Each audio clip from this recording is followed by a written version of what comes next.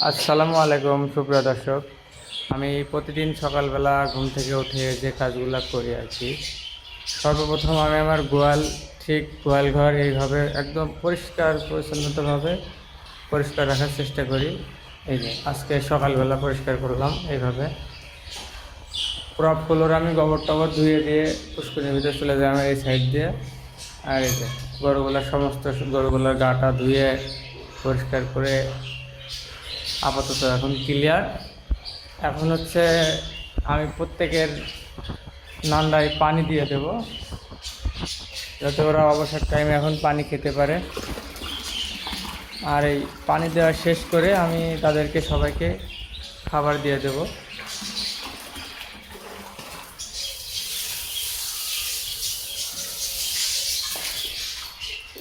এই যে এই একটার পর পরে আমি এইভাবে ঠিক তাদেরকে পানির চারিতে পানি লোড করে দেবো।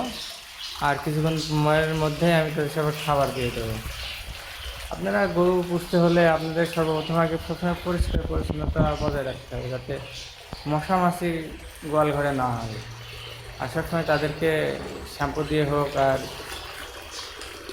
পটাশের পানি দিয়ে হোক কিংবা হুইল পাউডারের পানি দিয়ে হোক, সবসময় ফ্লোরটা আপনারা ধৌত করার চেষ্টা করবেন। এবং নান্দা প্রত্যেক সময় পরিষ্কার করার চেষ্টা করবেন, কারণ নান্দা থেকেই গরুর রোগ জীবাণু বৃদ্ধি পায়।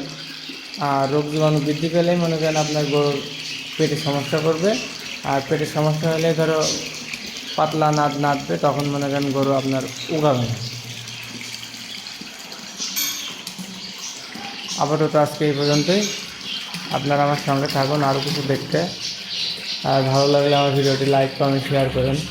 অবশ্যই আপনাদের দোয়া কামনা করি, সবাই আমার জন্য দোয়া করবেন, যাতে আমি আরও বড় কিছু করতে পারি ভবিষ্যতে। আল্লাহ হাফেজ। আসসালামু আলাইকুম।